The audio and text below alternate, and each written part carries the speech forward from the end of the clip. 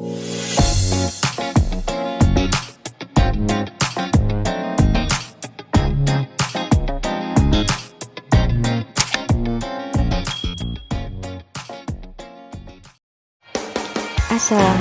everyone. Hi, good morning. How are you there? I hope you all are fine. Welcome back to Basic English with me, Miss Winda. Let's pray before studying. Kita berdoa dulu ya sebelum belajar. Bismillahirrohmanirrohim. Rabbi zidni ilman warzuqni fahman. Ya Allah, tambahkanlah ilmuku dan pertinggilah kecerdasanku. Amin. Today we're gonna study lesson 9 at the hospital.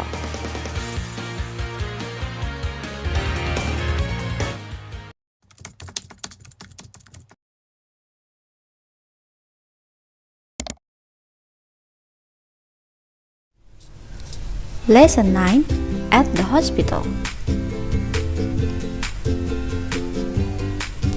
So, in this unit, we're gonna study 3 things. Ada 3 hal yang akan kita pelajari pada pelajaran kali ini, yaitu first is listening section and vocabulary, sesi listening dan kosakata. Number 2 is should. Ya, kita akan belajar menggunakan kata should, and also asking and giving permission, yaitu meminta izin dan memberikan izin. Okay, first is listening and vocabulary. Listening section. Listen and repeat. Dengarkan dan ulangi. You should brush your teeth every day. He should take a rest. She should take an aspirin. We should keep the room clean. You shouldn't eat lots of candy. He shouldn't sleep late. She shouldn't eat ice cream. We shouldn't throw garbage everywhere.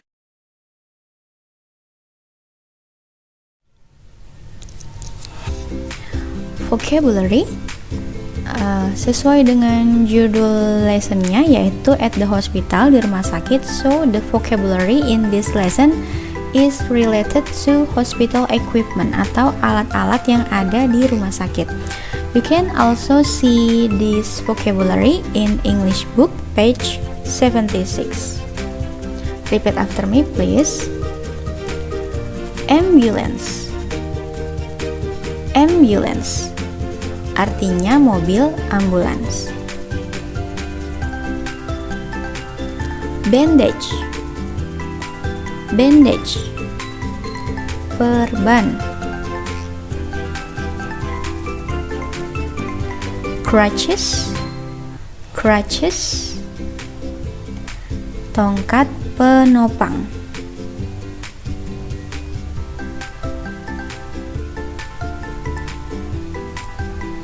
Injection. Injection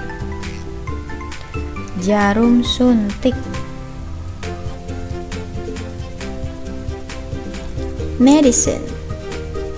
Medicine obat. Sling. Sling embin atau kain penopang. Stethoscope. Stethoscope artinya sama ya, stethoscope. And the last one, wheelchair. Wheelchair kursi roda. Nah, itu adalah vocabulary atau kosakata yang akan kita pelajari pada unit 9 ini. Oke, nah selanjutnya kita akan belajar yang kedua, yaitu should.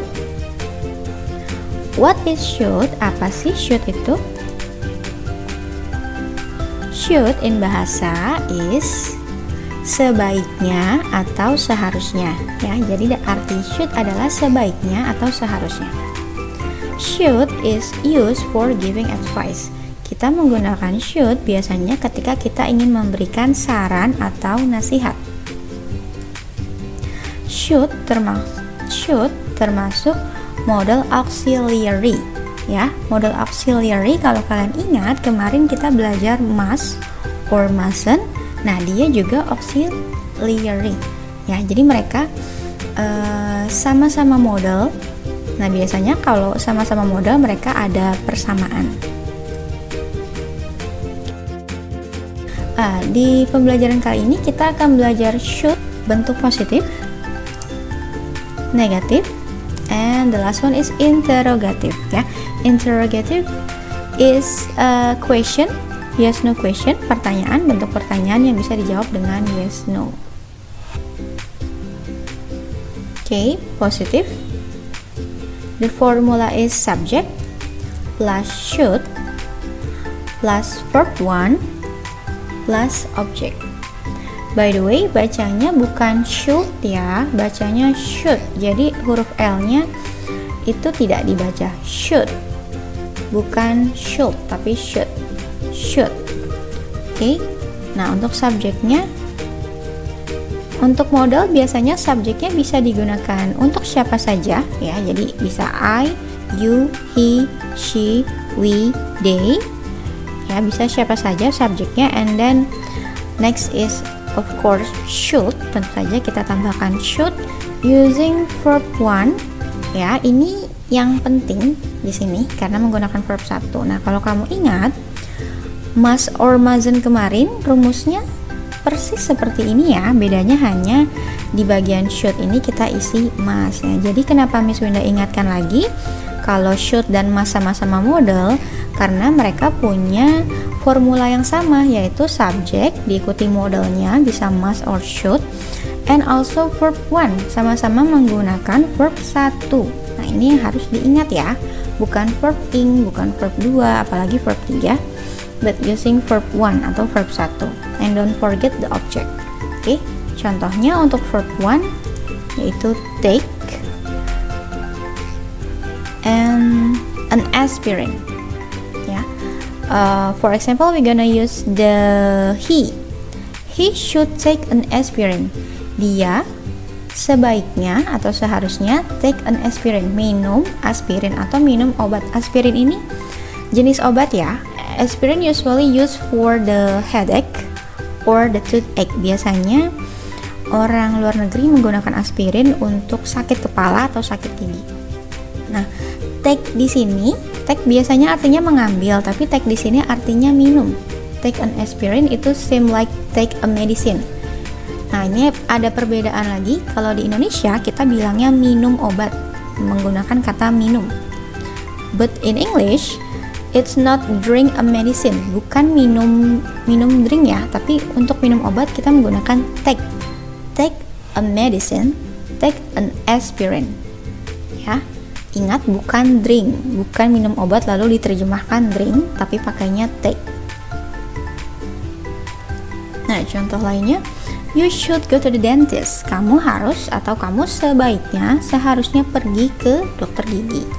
Or he should cover his cut with a bandage. Dia sebaiknya menutup lukanya dengan sebuah perban. Ini untuk bentuk positif. Sekarang kita ke negatif. The formula subject plus should not plus verb 1 and plus object, ya. Formulanya sama, bedanya karena ini negatif jadi kita menggunakan kata not. Subject I, you, he, she, we, they, and then should not, or if we use a contraction, kalau kita mau menggunakan contraction, shouldn't, ya. And verb 1 take, same. The object is an aspirin. For example, I'm gonna use they. They shouldn't take an aspirin. Mereka seharusnya tidak minum aspirin. You shouldn't take an aspirin. Kamu harusnya tidak minum aspirin. Okay, another example. You shouldn't go to bed late. Kamu harusnya tidak tidur larut malam.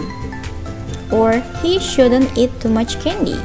Dia seharusnya atau sebaiknya tidak makan terlalu banyak permen.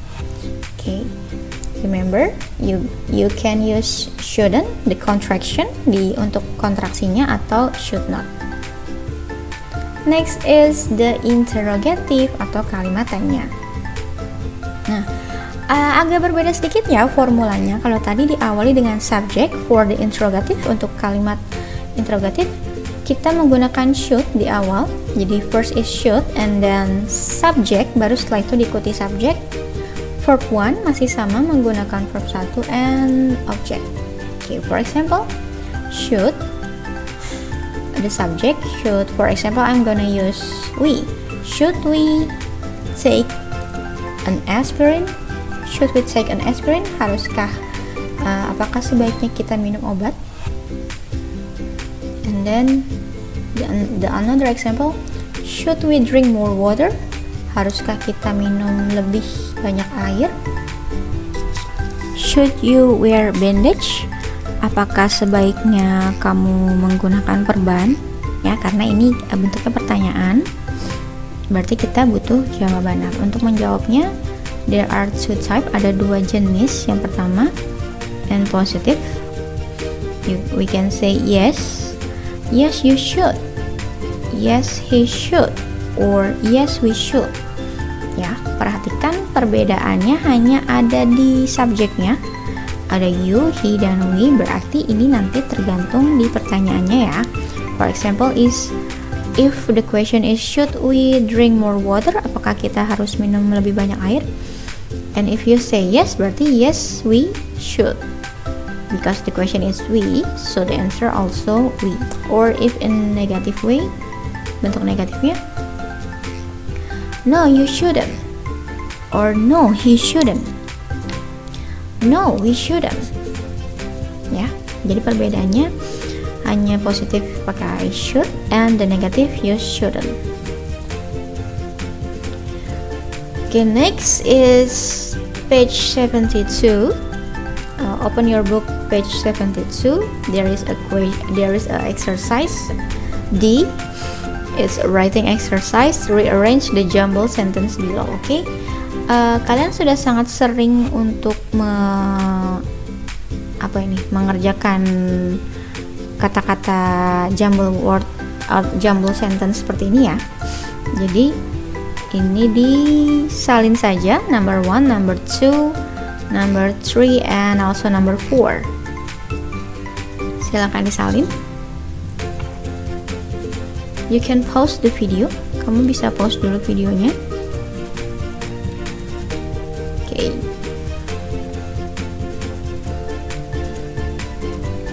Next is asking for permission atau meminta izin. Okay, before we start, there is a reading section. Ada reading dulu. Exercise G, act out the dialogues below with a friend. Peragakan dialog di bawah ini dengan seorang teman. Oke, Miss Wina bacakan ya. There is a dialogue between Emil and the nurse. Excuse me, may I sit here? Permisi, boleh aku duduk di sini? I'm sorry, I'm afraid not. Mohon maaf, kamu tidak bisa. You may sit in the waiting room. Kamu boleh duduk di ruang tunggu. Thank you, terima kasih. Don't mention it. Ya, don't mention it itu artinya mirip seperti you're welcome. Jadi cara lain untuk menjawab thank you. Oke, selanjutnya there is a dialogue between Andy and the nurse. Excuse me, may I use the telephone? Permisi, bolehkah aku menggunakan telepon? I need to call my uncle to tell him that my brother is in the hospital. Aku perlu menelpon pamanku untuk memberitahu dia bahwa kakakku berada di rumah sakit. Of course you may. Tentu, silakan. Thank you very much. Terima kasih banyak. You're welcome. Sama-sama. Nah, sebelum kita lanjutkan, can you find the expression to asking for permission? Kamu bisa temukan ungkapan apa sih yang kita gunakan ketika kita ingin meminta izin? Dari dua contoh dialog di bawah. Dialog berikut ini. Jawabannya adalah ya di sini may I, ya, may I sit here, atau may I use the telephone. Ketika kita ingin menanyakan izin, kita menggunakan kata may I.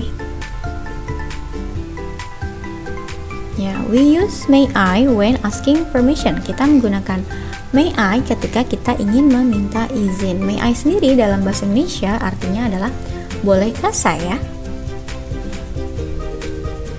Oke, di sini lanjutkan. Asking for permission. For example, may I borrow your pencil? Ya, ini kalimat yang sering kalian gunakan ya. May I borrow your pencil? Bolehkah aku meminjam pensil? May I go to the bathroom please? Bolehkah aku pergi ke kamar mandi? Ya, because this is asking, karena ini menanyakan. Kita tentu butuh responnya ya. Jadi responnya ada dua.